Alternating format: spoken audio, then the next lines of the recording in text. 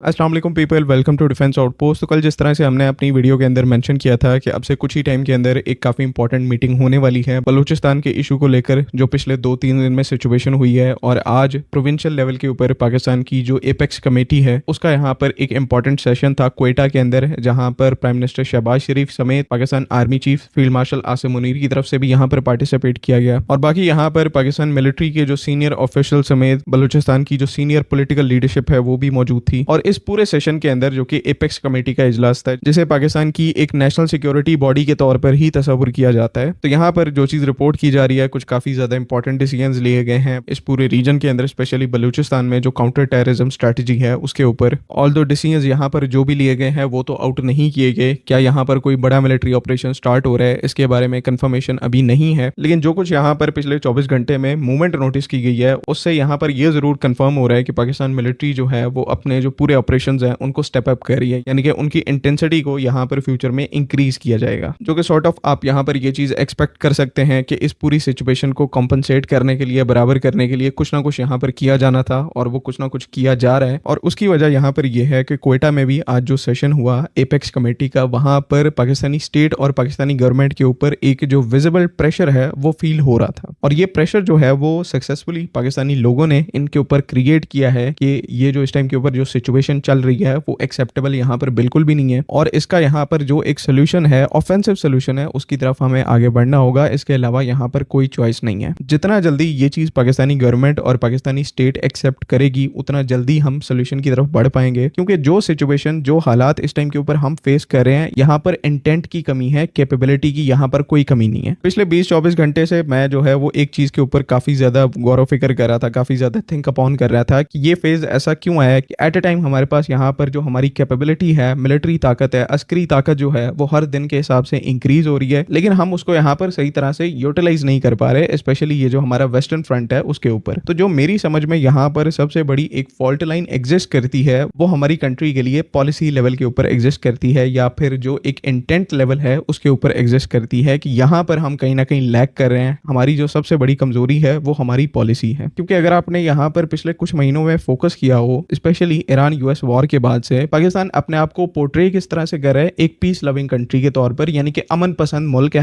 हमने यहाँ पर कभी किसी मुल्क के ऊपर जारहाना पॉलिसी जो है वो अपनाई नहीं। हम अमन पसंद है, किसी के साथ जंग नहीं करते, सिर्फ हम यहाँ पर अपना दिफा करते हैं। पिछले कुछ महीनों में हमने इस पॉलिसी को जी जान लगाकर पूरी दुनिया के सामने बनाया, और कहीं ना कहीं उसने हमें यहाँ पर पॉजिटिवली इफेक्ट भी किया है। स्पेशली यहाँ पर जो सोशल मीडिया की डोमेन है उसमें पाकिस्तान को पूरी दुनिया में काफी ज्यादा प्रेज किया गया। जो पीस एफर्ट्स हमारी यूएस ईरान वॉर में थी उसको पूरी दुनिया ने यहाँ पर अप्रिशिएट किया। यूएस हो, यूरोपियन यूनियन हो, रशिया हो, चाइना हो, तो सब ने इनको काफी ज्यादा अप्रिशिएट किया, और कंबाइंड तौर पर सोशल मीडिया के ऊपर भी पाकिस्तान को काफी ज्यादा सपोर्ट मिली। लेकिन सवाल यहाँ पर यह है कि जिस तरह का थ्रेट और जिस तरह के खतरात ये country the Islamic Republic of Pakistan face कर रही है, क्या ये जो अमन पसंद मुल्क वाली पॉलिसी है, क्या ये हमारे लिए सही है? एक तरफ हम यहाँ पर इस चीज को बड़े खुले तरीके से कहते हैं कि पाकिस्तान जो है वो एक ऐसी कंट्री है जिसको अपनी मिलिट्री के ऊपर, यानी कि अपनी अस्करी ताकत के ऊपर, फौजी ताकत के ऊपर काम करना हमारा इस वजह से जरूरी है, बिकॉज हमें थ्रेट्स काफी ज्यादा हैं, खतरात काफी ज्यादा हैं। इस वजह से हमने जो हमारे न्यूक्लियर वेपन्स हैं उनको डेवलप करने के पीछे भी हमारा इंटेंट यही था कि हमारा जो थ्रेट मैट्रिक्स है वो काफी ज्यादा वसी है। इसी वजह से हमने ऑल ओवर द ईयर्स, पिछले 40-50 साल में अपनी मिलिट्री के ऊपर बहुत ज्यादा काम किया। लेकिन हमने अपनी पॉलिसी जो है वो डिफेंसिव कर दी, जहां पर इसी पॉलिसी को एक बहुत बड़े स्केल के ऊपर एक ऑफेंसिव पॉलिसी होना चाहिए था। वर्ल्ड लेवल के ऊपर पाकिस्तान अपने आप को इस तरह से पोजीशन करता कि कोई भी कंट्री यहाँ पर किसी भी डोमेन के अंदर किसी भी स्ट्रेटेजी के थ्रू पाकिस्तान को यहाँ पर अटैक करने की कोशिश करती है, हमें थ्रेटन करने की कोशिश करती है, तो पाकिस्तानी मिलिट्री जो है वो रिस्पॉन्ड करेगी, और किसी ना किसी तरीके से हम इसका जवाब जरूर देंगे, चाहे वो यहाँ पर कन्वेंशनल डोमेन में हो, चाहे एसिमेट्रिक डोमेन में हो, जिस तरह से अभी अफगानिस्तान के साथ चल रहा है। तो जिस तरह से हम अपनी मिलिट्री को डेवलप कर रहे थे, एक्चुअल में हमारी पॉलिसी जो है वो ये होनी चाहिए थी। लेकिन आज की अगर यहाँ पर बात करें तो पाकिस्तानी गवर्नमेंट ने अपने आप को इस तरह से पोजीशन किया हुआ है कि हम एक अमन पसंद मुल्क है, हम यहाँ पर दुनिया के जो मसले हैं उनको सॉल्व करते हैं, बाकी जो कंट्रीज हैं उनके दरमियान पीस डील्स करवाते हैं, लेकिन हमारी जो इंटरनल पॉलिसी है वो हमारे स्ट्रेटेजिक गोल के साथ अलाइन ही नहीं हो पा रही। पाकिस्तान मिलिट्री को आप यहाँ पर देखेंगे तो एक अग्रेसिव मॉडर्नाइजेशन स्ट्रेटेजी चल रही है, रॉकेट फोर्स जैसी एक ऑफेंसिव फोर्स के ऊपर काम किया जा रहा है, और बाकी भी यहाँ पर आप फोर्सेज को देखेंगे, पाकिस्तान नेवी को देखेंगे, पाकिस्तान एयरफोर्स को देखेंगे, तो तीनों हमारी जो मिलिट्री फोर्सेज हैं इस टाइम के ऊपर ऑफेंसिव और जारहाना कैपेबिलिटी के ऊपर काम कर रही हैं। लेकिन अगेन हमारी जो पॉलिटिकल पॉलिसी है इस टाइम टाइम के ऊपर वो एक अमन पसंद मुल्क की है, एक पीस लविंग कंट्री की है। इसी वजह से हम अफगानिस्तान के अंदर एक स्ट्राइक कर दें और उससे रिलेटेड अफगान तालिबान समेत वेस्टर्न मीडिया जो है वो फेक रिपोर्ट्स ले आता है यूएन की कि यहाँ पर इतने सिविलियंस पाकिस्तानी स्ट्राइक में मारे गए, तो हमारा जो पूरा यहाँ पर ऑफेंसिव पोस्चर है वो जमीन पे आकर गिर जाता है और फिर दोबारा से स्ट्राइक करने की आपकी जो विल पावर है वो भी टूट कर रह जाती है। तो अगेन एंड अगेन मैं लास्टली यहाँ पर इस चीज को इतना स्ट्रेच नहीं करूंगा, लेकिन जो पॉइंट है वो यहाँ पर यह है कि हमारी मिलिट्री कैपेबिलिटीज हमारी जो स्टेट की पॉलिसीज हैं उनके साथ अलाइन नहीं करती, उनके साथ मैच नहीं करती। अगर यहाँ पर हमें ऐसे मसलों से डील कर रहे हैं, जिस तरह से प्राइम मिनिस्टर शहबाज शरीफ ने अपनी स्टेटमेंट में भी कहा कि इंडिया भी इसके पीछे है, इंडिया भी इन सब चीजों को फंडिंग करता है, तो अगर आपने यहाँ पर ऐसे स्टेटमेंट्स देने हैं तो उनके पीछे आपकी एक अग्रेसिव पॉलिसी होनी चाहिए, जो कि अगेन ऐसी पॉलिसी को बनाने में सालों का टाइम लगता है, लेकिन आज स्टार्ट करेंगे तो कल को हम एक अग्रेसिव स्टेट बन पाएंगे और अपना जो कौमी मफाद है उसको प्रोटेक्ट कर पाएंगे। बाकी let's hope for the best. As a Pakistani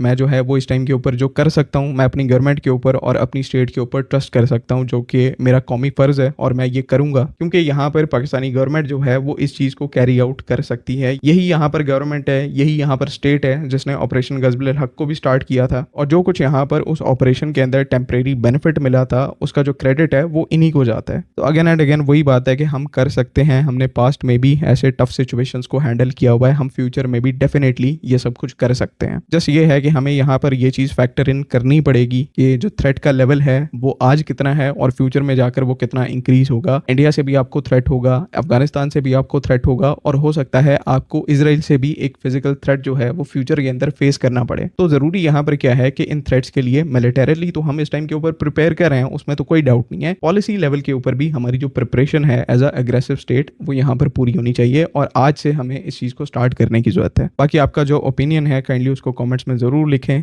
अगली वीडियो तक के लिए अल्लाह हाफिज़। पाकिस्तान जिंदाबाद।